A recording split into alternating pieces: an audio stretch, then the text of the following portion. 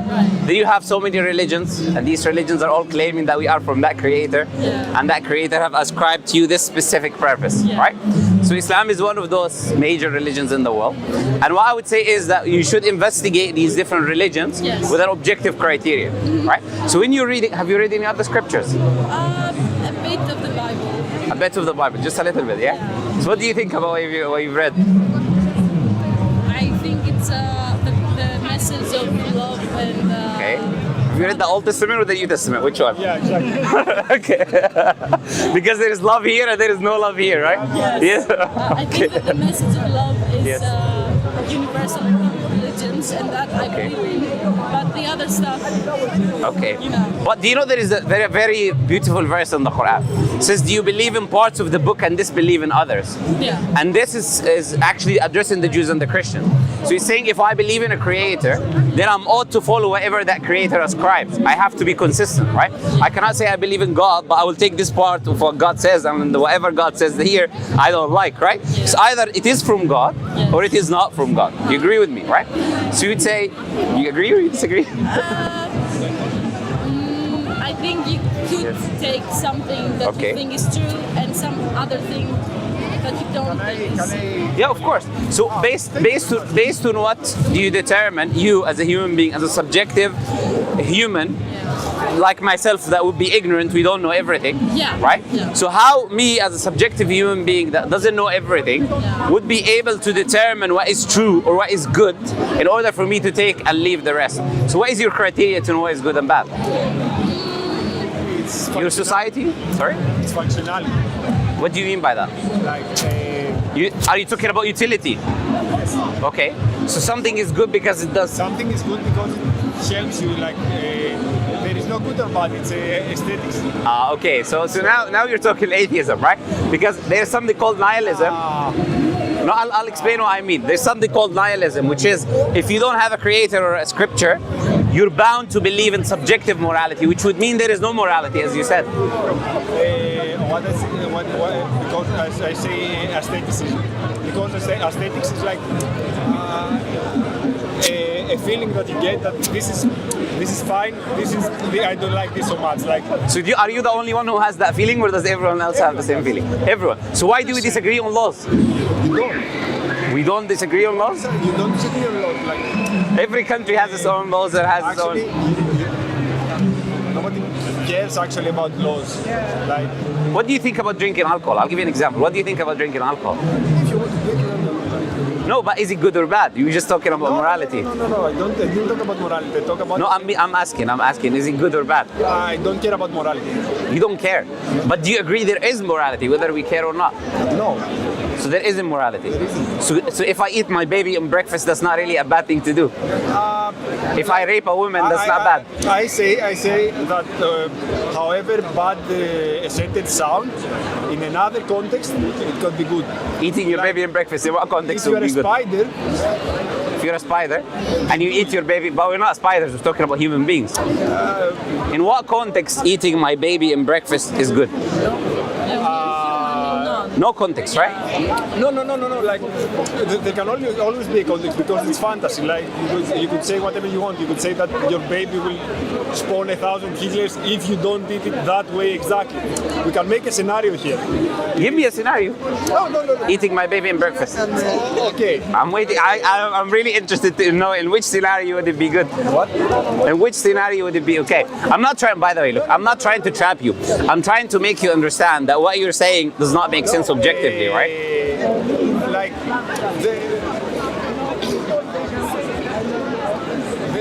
you have to eat it for breakfast because if you don't, you have a terminal disease that you'll die, and for some reason you know that this baby is going to be. Even if I'm gonna die, really, it does not justify really, eating a baby.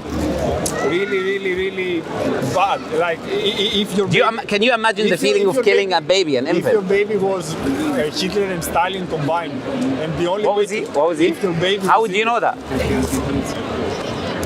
it's not about what I'm trying to say is not about how would you know this. Don't you believe you should have the right of just trial, even if you're going to end up to be stalling? If we know that, shouldn't we have a way in trying to help that individual to not grow up to become that thing, rather than eating the baby? He's not stalling. He has a terminal disease that is spreading around, and the only So why would I eat him? Because you don't have any other way of cleansing his body. I'm giving you the scenario. Cleansing his body by eating him. Yes, if you bury it, the worms will eat it, and then they will become cursed. So the only thing you have to do is you have to eat it. Look, what's your name? Nick. Nick. Okay, look, Nick. Let me tell you this. Ignore all of this. Ignore all of this like fairy tale scenario that you brought forward. I'm saying, if this was not the case,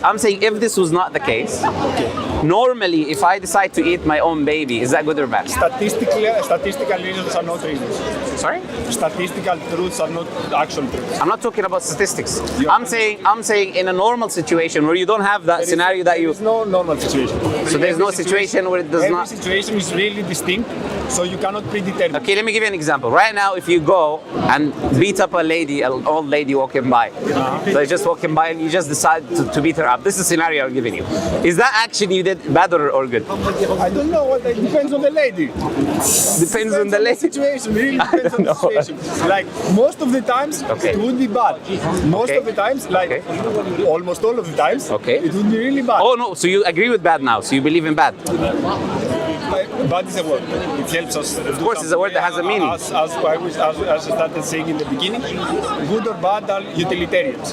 So, bad. So me wiping off half of China because there is not enough space for the other half. That's a good utility. Does that make it good?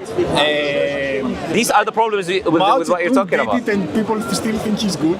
No, do you think it's good? Wiping off half of the population? No, but there are. Why? Why do you think it's not good?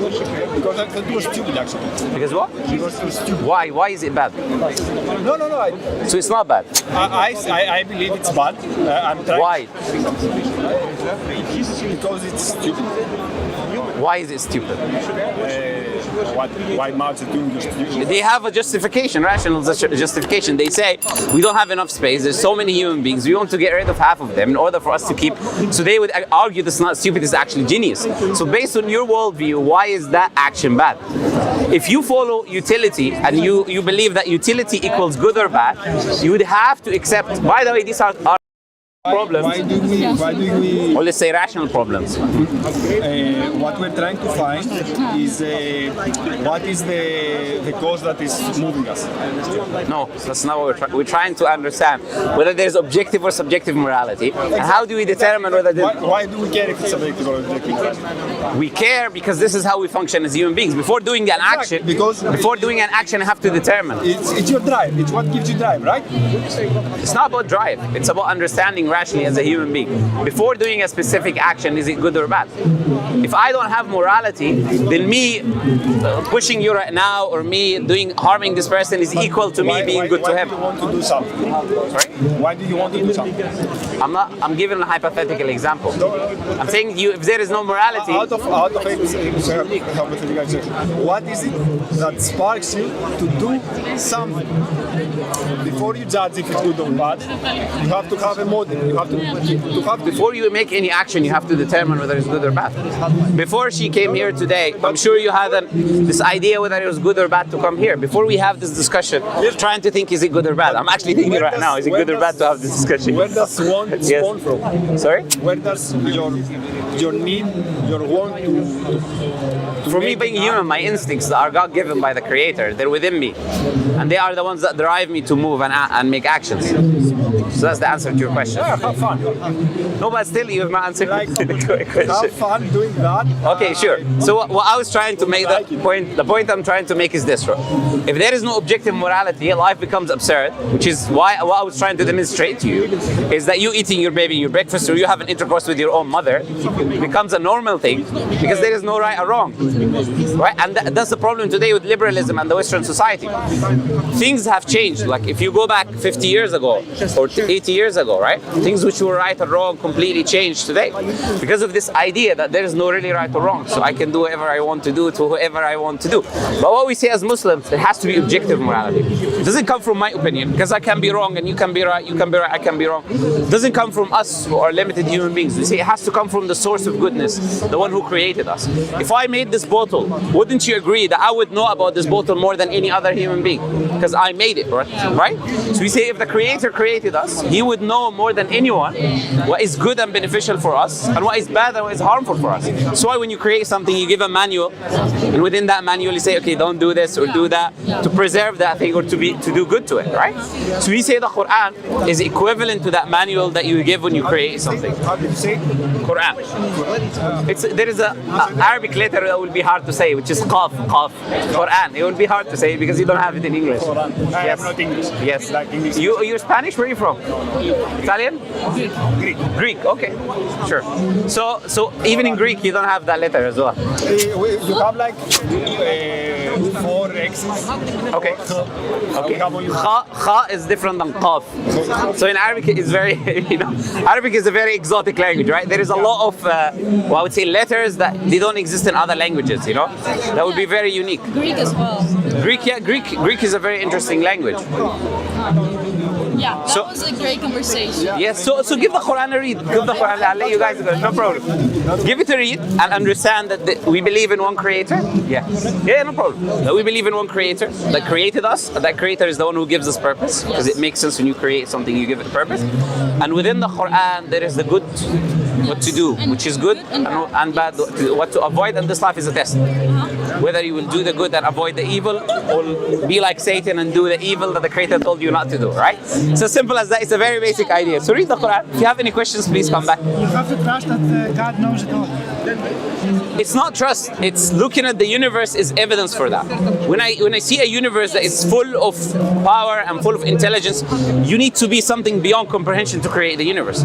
So I know that the creator is like that. It's not just that I trust him. If you look that God created everything, every living creature, it makes sense that He would know everything. Absolutely. If we are very, very small within this universe, we're nothing. In comparison to this vast, magnificent universe that has laws and planets and stars and galaxies, whatever created that would know what is best for me without a doubt, right? Yeah, so it's not a faith, it's a reality, we would say. We know that the creator knows better than us. Yes. Does that make sense? It makes sense, but it's so difficult because we were made many years ago, kind of being like animals. And now How do you know that? science. Where does science have consensus upon this idea? We're talking about evolution, theory of evolution, right? Now, theory of evolution is not something that is agreed upon by every scientist on Earth. There's a group of scientists that are called creationists, right? There's a group of people who try to harmonize between religion and evolution. And there's a group of people who are hard materialistics who believe in the theory of evolution. So us, as humans, we don't believe that man evolved from a common ancestry with monkey and he was a fish and he started. We don't believe that. In fact, I would say to believe in that is just like believing in a fairy tale. But for example, let me ask you this: how did the first creation or the first entity or the first cell come into existence? According to evolution, even it's called abiogenesis. Yeah, if you go back this way, How did we have the first? No one knows. That's the point. No, but they believe there was a thunder that hit the sea and billions of years started becoming a cell all of a sudden, and that cell started multiplying and then becoming a fish. That is so ridiculous to believe, I would say. If you compare with any other kind of worldview, it would be very ridiculous to believe that, right? But still people believe it because just someone called, as you said, it's called the scientist told them about it. We, as Muslims, are very skeptical. We would look at the evidences, right? We would try to see whether something is true or false based on its evidences, not based on what people tell us. Does that make sense? The book is written by people. Which book? All the books are written. No, there's a difference between writing something and it being authored by the creator. So we're talking about authorship. I can write something that a genius told me about. Do you agree? Yeah. That does not take away from the fact that this work is genius, because the one who told me to write is the genius, right? So we're talking about the authorship. The book is authored by the creator, so it's irrelevant whether it's written by the creator or not. People that wrote the Quran were instructed by God. The people who wrote the Quran were instructed by the Prophet who told them exactly the words of the creator. Which one was that prophet? We believe Prophet Muhammad is the last and final messenger. Yes. But we also believe in the other prophets. So we believe in Jesus, Moses, Noah, and Abraham. But we believe Prophet Muhammad ﷺ is the last one in the line of these messengers. Peace be upon them all, right? Which But had the communication with the Creator. Yeah, so the Creator sent Angel Gabriel who told Prophet Muhammad exactly the word. Prophet Muhammad even communicated with the Creator directly as well. Yes. That's hard to digest as That's why we try to take things step by step. First, we have the step that whether there is a creator or not, that it's rational there is a creator. Second step is that we investigate the scripture, and if there's objective evidence that it is from the creator, then based on that objective evidence, we would believe whether Prophet Muhammad did that or not. So if Prophet Muhammad came and he gave me evidence that he's a messenger of God, if I believe he's a messenger of God, that's more greater than just believing whether he spoke to God or not. True. Do you agree what I'm trying to say, right? So we say that Prophet Muhammad and the Quran has so much evidence that would demonstrate that this is from God, that is objective. Like for example, Prophet Muhammad spoke about the future that we're living in today. And he spoke about it 1,400 years before.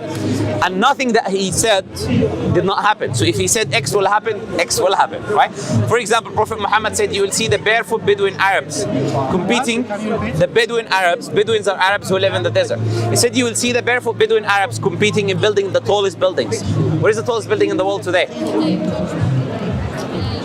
Burj Khalifa in Dubai. So he said the Bedouin Arabs, you know Dubai was a desert 50 years ago. Why did it change?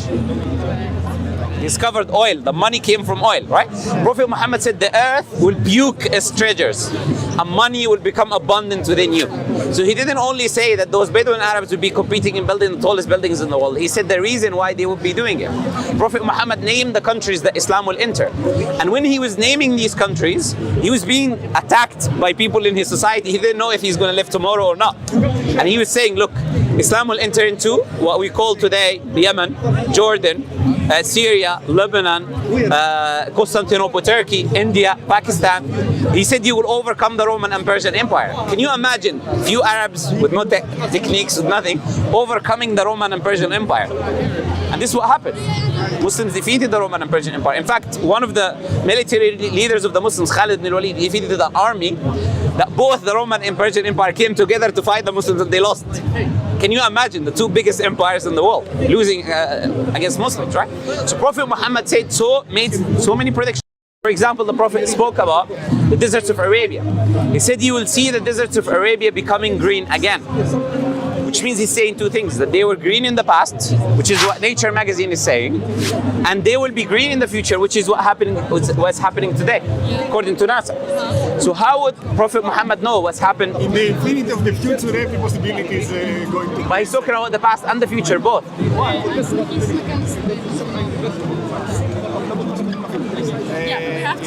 Yeah, I'll let you go. Sorry, I'll let you go. It was nice talking to you. And read the Quran. Yeah, read the Quran. If you have any questions, please come back, Nice talking to you. Sorry to take too much of your time. No, it's okay. There's no problem. There's no problem. See you guys. Thank you.